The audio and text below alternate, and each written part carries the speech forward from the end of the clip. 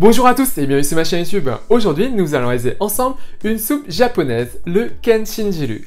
Il s'agit d'une soupe vegan avec un bouillon à base de shiitake et de kombu. Et c'est vraiment délicieux, super simple à faire. Et sinon, pour la recette, c'est tout de suite. Alors, pour commencer, pour le bouillon d'ashi vegan, vous aurez besoin de une feuille de kombu, 10 cm x 10 cm ou de la taille de la paume de la main, de 3 à 4 shiitake et de 1,5 litre d'eau divisé en 1 litre plus 500 ml. Pour la soupe, vous aurez besoin de 200 g de tofu ferme, 200 g de daikon, une carotte ou plus selon envie, 100 g de taro en morceaux, 100 g de yam de Chine ou dit bardan, 125 g de konjac, 2 tiges de ciboulette asiatique et d'une botte d'enoki. Et pour l'assaisonnement, vous aurez besoin de 2 cuillères à soupe d'huile de sésame, 2 cuillères à soupe de saké, 2 cuillères à soupe de sauce de soja et d'une cuillère à café de sel. Donc tout d'abord concernant l'ail. On va le déposer dans une casserole et on va laisser tremper dans 1 litre d'eau pendant 15 minutes. On fait la même chose avec les champignons shiitake, sauf qu'on va les faire tremper dans 500 ml d'eau bouillante pendant 30 minutes, le temps de bien infuser. Concernant la carotte, on va la râper, voilà. Une fois cela fait, je vais juste enlever les extrémités, puis on va couper en morceaux. Il n'y a pas de coupe en particulier, vous pouvez tout à fait couper en cubes, il faut juste se dire que plus c'est gros, plus ça prend du temps à cuire. Et voilà le résultat. Pour le daikon, qu'on appelle aussi radis blanc ou carotte blanche, on l'épluche, on coupe en deux, puis on détaille en morceaux. Il n'y a pas de coupe en particulier. Le daikon et la carotte vont apporter entre autres le côté sucré à la soupe. La carotte apportera également de la couleur.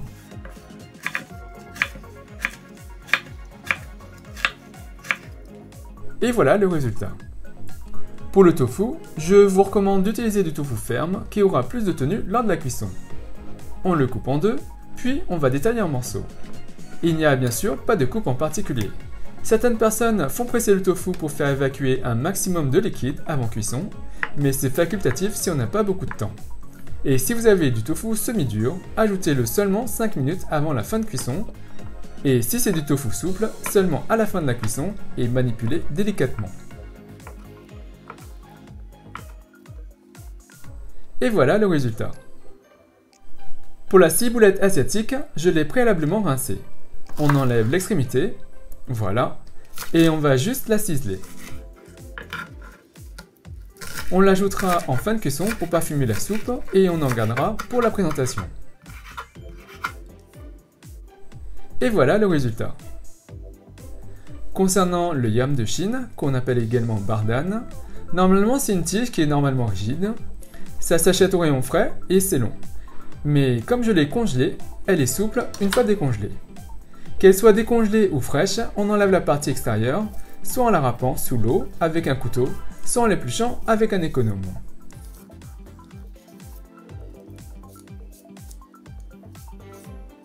Une fois épluché, vous verrez qu'il y aura une sorte de texture visqueuse, et c'est normal. L'intérêt d'utiliser du congelé, c'est que c'est mou une fois décongelé, et qu'on va pouvoir détailler le yam facilement en morceaux. Et que ce soit du frais ou du congelé, il n'y a pas de coupe en particulier.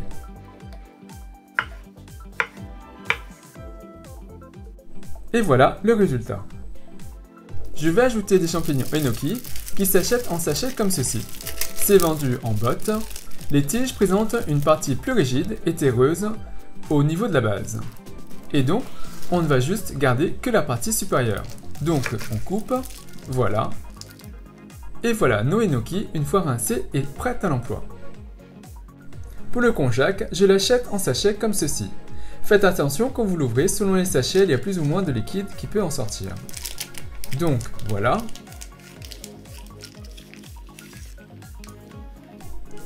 Alors, concernant la texture, c'est un bloc souple et compact. On ne va en utiliser que la moitié. Donc, on le coupe en deux, et le reste, on va le conserver dans un récipient rempli d'eau. Voilà. Par la suite, on va déchirer des morceaux de konjac avec les doigts. Il n'y a, comme pour le reste, pas de coupe ou de taille en particulier.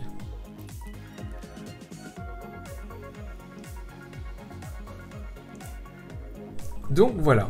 Sinon, on peut tout à fait couper à l'aide d'un couteau et détailler des morceaux bien droits. Et voilà le résultat.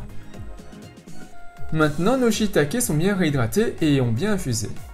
Avant de les manipuler, on les presse pour faire dégorger un maximum de liquide. Et vous voyez le pied? On va l'enlever car elle est trop dure et ne sera pas agréable à manger. Donc, on coupe le pied, on le tourne et on s'assure qu'il ne reste pas des morceaux de pied rigides.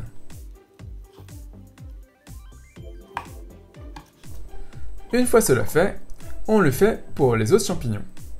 Et donc voilà pour nos shiitake.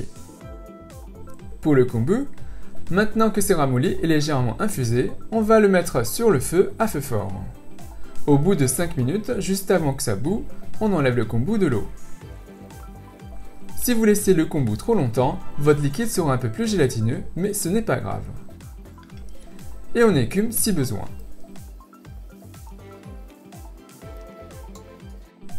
Maintenant, dans une grande casserole ou un faitout, versez l'huile de sésame et portez le feu à feu fort.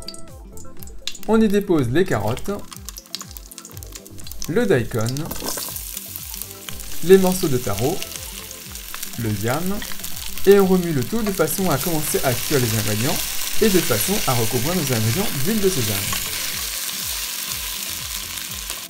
Une fois cela fait, on ajoute le bouillon de kombu, on ajoute les shiitake et l'eau dans laquelle ils ont trempé et qui est maintenant très parfumée. On ajoute les morceaux de konjac coupés grossièrement. On ajoute le saké, le sel, la sauce de soja. On mélange le tout et on va laisser cuire pendant 15 minutes à feu fort.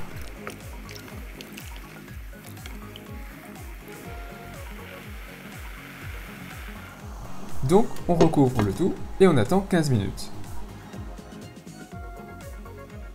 Au bout de 15 minutes, on découvre. Et maintenant, on ajoute le tofu, les champignons enoki. Essayez de les garder en botte pour pouvoir les récupérer plus facilement pour la présentation. On va recouvrir le tout et cuire pendant 15 minutes, toujours à feu fort. Et au bout d'un total de 30 minutes, c'est prêt!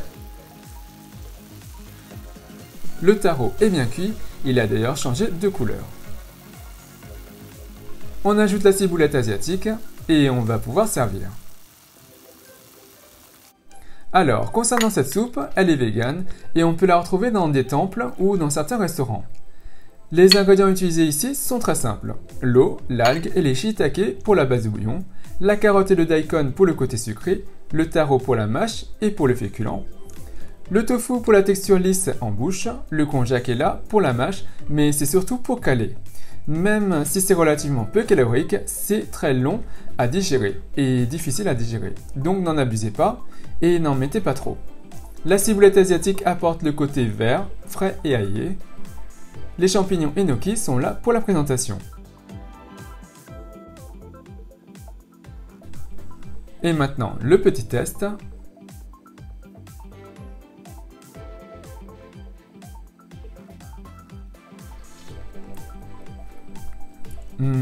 C'est trop bon. C'est simple et plein de saveurs. Et il ne me reste plus qu'à vous souhaiter une bonne dégustation. Donc voilà, j'espère que cette recette vous a plu, elle est vraiment très simple à faire. Donc n'hésitez pas à réaliser cette recette, notamment quand il fait froid, donc en période automne-hiver, et vous allez voir, vous allez vous régaler. Ça va vous tenir chaud et c'est vraiment très sain. Et bien sûr, si vous réalisez cette recette, n'hésitez pas à me laisser un commentaire juste en dessous, à me dire ce que vous avez pensé. Et au niveau des ingrédients, bien sûr, si vous n'avez pas tous les ingrédients, notamment la bardane ou le yam de Chine, n'hésitez pas à le substituer par d'autres ingrédients. Et par exemple, le taro, vous pouvez tout à fait mettre de la pomme de terre à la place.